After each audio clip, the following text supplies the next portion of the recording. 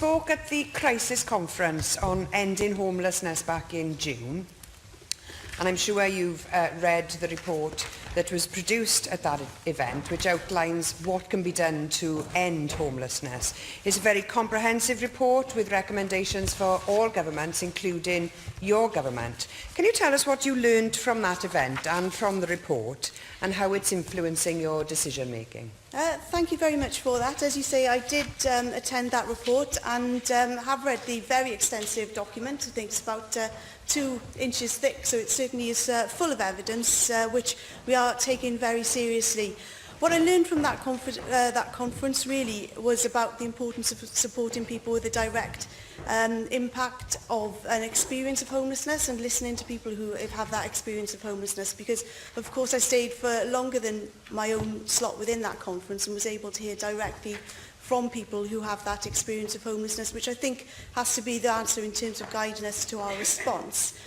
This is one of the exciting things that Swansea is doing with the additional funding that we've been able to provide to them for tackling rough sleeping. They're undertaking some work with Shelter to gather those individual stories of rough sleepers so that we can understand at what point an intervention could have been made to prevent that rough sleeping, how we could have helped people out of rough sleeping much sooner, and how we can prevent people from losing their tenures in future.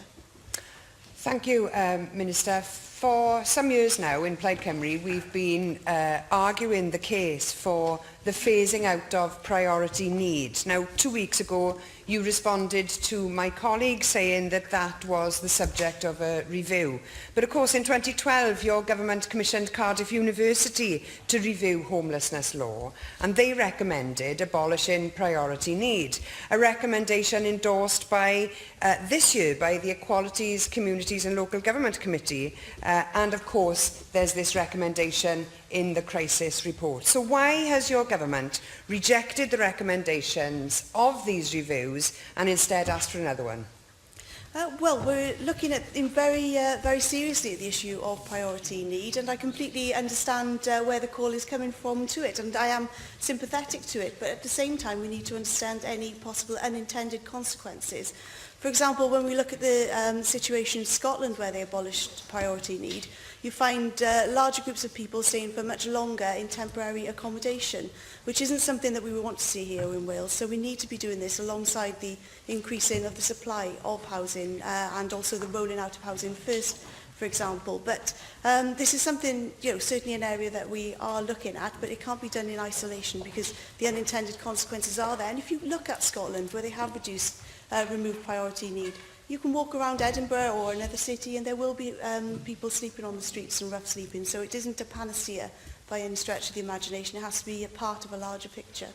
You've had since 2012 to work out the unintended consequences on this, and the numbers of street sleepers is on the rise.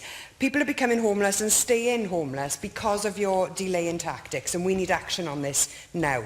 Now, your colleague Andy Burnham in Manchester has pledged to eradicate rough sleeping by 2020, 8 years sooner than your government, 7 years sooner than the Tory target, and as part of that he's spent the autumn working with local authorities to provide a bed for every rough sleeper this winter every night in a range of accommodation, including women-only places and places that also allow people to take their dogs.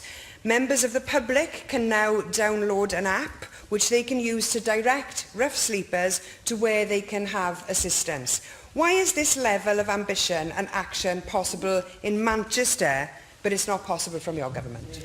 Well, clearly you're not aware of the work that we're doing through our Housing First programme and also through the Rough Sleeper Action Plan, which was published last year, and the fact that we've asked every single local authority in Wales to put forward a homelessness reduction plan and a plan to tackle homelessness which has a specific focus on rough sleeping. When you look at the number of places are available as compared to the number of people who are rough sleeping, actually in many cases there are the beds there, but I understand that they're not attractive to the people who are rough sleeping because in many cases rough sleepers tell me that they don't want to go to certain places because they can't be around people who are taking drugs or using alcohol, or people want to stay with their dogs. People want to go as a couple. So we've asked local authorities to address this in their housing action plans, which will be submitted to government by the end of this month.